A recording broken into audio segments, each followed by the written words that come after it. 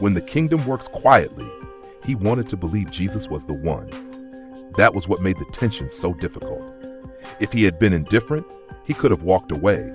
If he had been hostile, he could have joined the voices of those who opposed him. But he was neither. He had heard Jesus teach. He had seen mercy move through his hands. He had felt the authority in his words and watched sinners draw near to him without pretending they were whole. And still, the man hesitated. He had grown up waiting for Messiah. Like many in Israel, he had imagined the day when God would act openly and decisively. Rome would be humbled. Israel would be vindicated. The enemies of God's people would learn that the Lord still reigned. He had heard the promises read in the synagogue since childhood. Promises of a son of David, a king, a deliverer, one through whom the nations would finally see the glory of Israel's God. So when he first heard Jesus, hope rose in him before he could stop it. But the longer he watched, the more confused he became. Jesus did not gather the sort of people the man expected a conquering Messiah to gather. Fishermen followed him with rough hands and Galilean accents. Tax collectors drew near with reputations most decent people avoided. Women listened closely, not as distant observers, but as those whose presence mattered. The sick, the poor, and the shamed seemed to breathe easier around him. It was beautiful, but was it enough? Rome still ruled. Soldiers still walked the roads. Taxes still drained the people. The temple leaders still held their positions. Some among the rulers seemed to believe there was something true about Jesus, but fear kept them quiet. And Jesus kept teaching things that sounded nothing like revolution. Love your enemies, turn the other cheek, forgive, serve, lose your life, and give to Caesar what belongs to Caesar. The man could feel the beauty of those words, but he could also feel the danger of them. How could a kingdom built on mercy stand against a world built on force? How could uneducated men, faithful women, healed beggars, former tax collectors, and frightened rulers become the people through whom God would change the nations? He wanted to follow, but he was afraid to cast his life into something that looked doomed. On that day, Jesus was teaching again.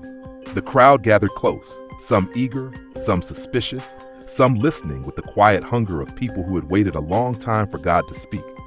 The man stood among them, caught between longing and fear, between the pull of Jesus and the weight of everything that stood against him. Then Jesus spoke a parable so small that it almost seemed unable to carry the question in the man's heart. The kingdom of heaven is like leaven that a woman took and hid in 3 measures of flour till it was all leavened. Matthew chapter 13, verse 33. That was all. A woman took leaven and hid it in flour. At first, the man almost felt disappointed. He had wanted something larger, not necessarily a sword in his own hand, but some sign that the kingdom would come in a way the world could not ignore. He wanted Jesus to speak of armies, thrones, fire from heaven, or Rome trembling beneath the judgment of God. But Jesus spoke of leaven hidden in flour. Then the image began to work on him.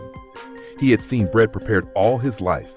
He knew the motion of hands pressing into dough, folding, turning, kneading, working what was small into what was large. The leaven did not announce itself once it was hidden. No one looking at the lump in the first moments would have seen much change. It did not look powerful. It did not look triumphant. It did not look like something that could affect the whole mass. But everyone knew what would happen. Once living leaven was worked into the dough, it began to move through what had received it. Quietly, hiddenly, patiently, not from the outside by force, but from within by presence. The dough would not remain as it was. Given time, what was hidden would make itself known. The mustard seed had taught him not to despise small beginnings, because the kingdom could grow beyond what anyone first imagined. But this story pressed even deeper. The leaven taught him not to underestimate hidden presence, because what is hidden can still be working until everything it touches is changed. He looked again at the people around Jesus. The fishermen still looked like fishermen. The women still stood in a world that often overlooked them. The poor still had little. The tax collectors still carried the memories of what they had done and what others thought of them. Nothing about the crowd suddenly looked impressive because Jesus had spoken. But the man wondered if he had been looking for the wrong kind of power. Maybe the kingdom did not need to look like Rome to overcome Rome. Maybe the reign of God did not need to imitate earthly power in order to outlast it. Maybe Jesus was not gathering the impressive so the world would admire the strength of his followers. Maybe he was placing the living power of the kingdom inside ordinary people so that, through them, the world would begin to feel the presence of another king. That thought followed him after the crowd began to loosen. Not far from the marketplace, he saw a man who opposed Jesus recognize one of his disciples.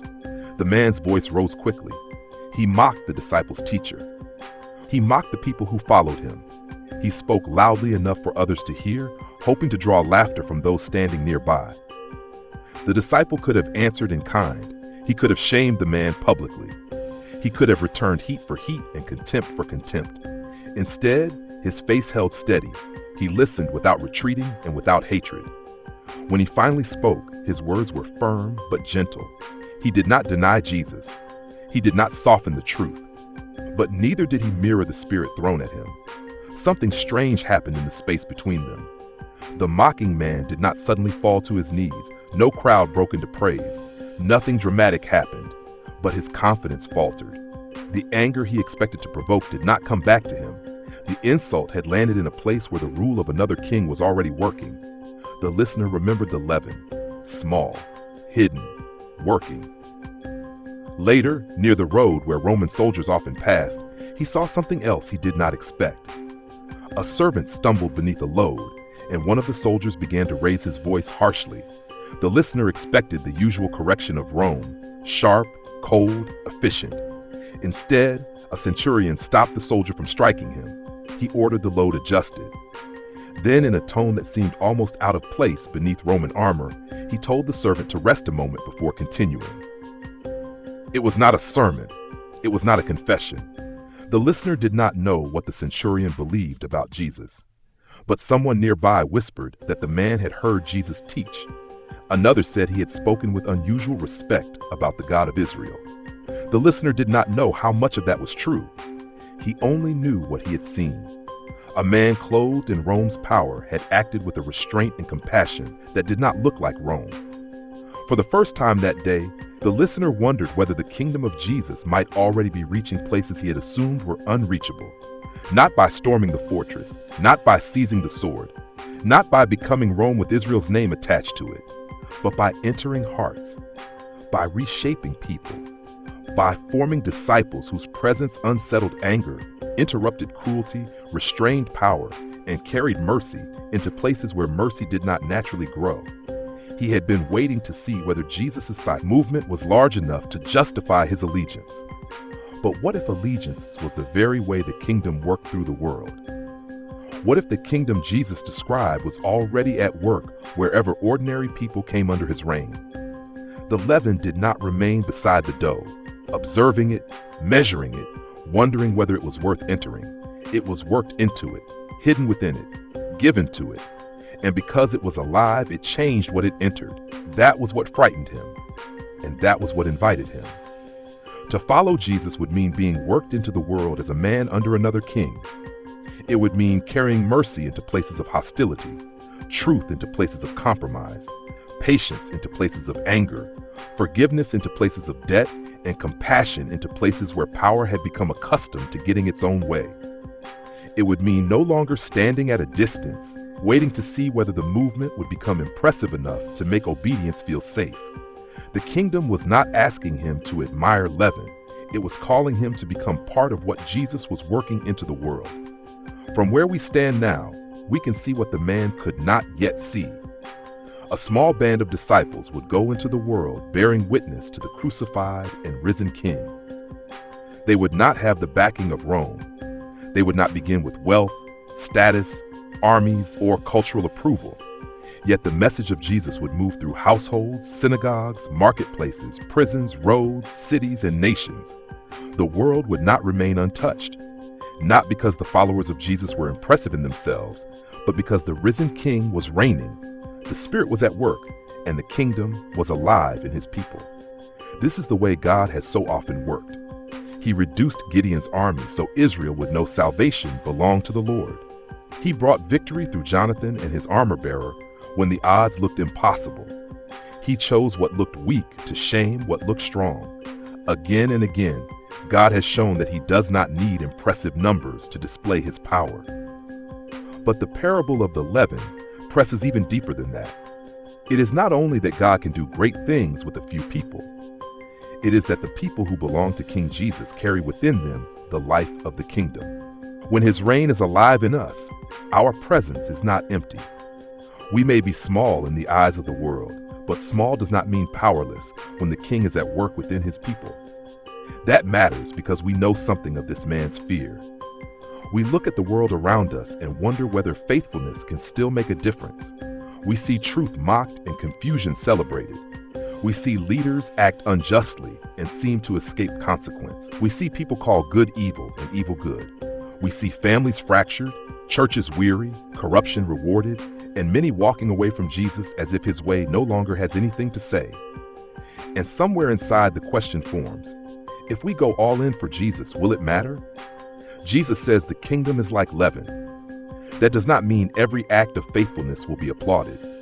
It does not mean every environment will change quickly. It does not mean the world will recognize the source of what is happening. Leaven works hidden before it is visible. It works slowly before it appears obvious. It works from within before the whole lump shows the evidence. But where the kingdom is truly alive, it does not remain without effect. A home feels different when even one person is being formed by Jesus. A workplace is affected when one worker refuses dishonesty and answers pressure with integrity. A family is touched when one believer stops keeping score and begins offering mercy. A church becomes a shelter when ordinary disciples serve without needing to be seen. We do not have to be presidents, kings, judges, lawmakers, executives, celebrities, or people with large platforms to affect the world. The power is not in our position. The power is in the King whose reign is alive within us. Jesus once told his disciples, "You are the salt of the earth." Matthew chapter 5, verse 13. He also said, "You are the light of the world." Matthew chapter 5, verse 14. Salt is small, but it changes what it touches. Light may begin as a flame, but darkness cannot ignore it. Leaven is hidden in the dough, but it works until the whole lump is affected. These are not images of worldly dominance. They are images of kingdom presence, quiet, faithful, living presence under the reign of Jesus. And perhaps that is where this final parable brings the whole journey. The parables have not merely given us stories to understand. They have searched us. They have exposed what is hidden in us and shown us what the reign of Jesus is meant to form in us. Now Jesus leaves us with an image of the kingdom worked into the world through people who belong to him. The kingdom begins small. The kingdom works quietly. The kingdom changes what it enters. And if the reign of Jesus is truly alive in us, it will not stay sealed off in one quiet corner of our lives. It will move through our thoughts, our words, our habits, our relationships, our forgiveness, our work, our courage, our mercy, and our allegiance. It will form us into people through whom the world begins to encounter the presence of another king. As you sit with this teaching today, consider where you may have been measuring kingdom influence by visibility, size, or worldly power. Where have we looked at our lives, our homes, our churches, or our quiet acts of faithfulness and wondered whether any of it can really make a difference? And where might Jesus be inviting us to trust that hidden does not mean powerless when his reign is alive within his people? What place has Jesus worked us into right now? A family, a workplace, a friendship, a church, a neighborhood, or a hard conversation, where his kingdom may be calling us to bring mercy, truth, patience, courage, and love. If we are willing, let's share our reflections or questions in the comments so we can learn and walk this journey together.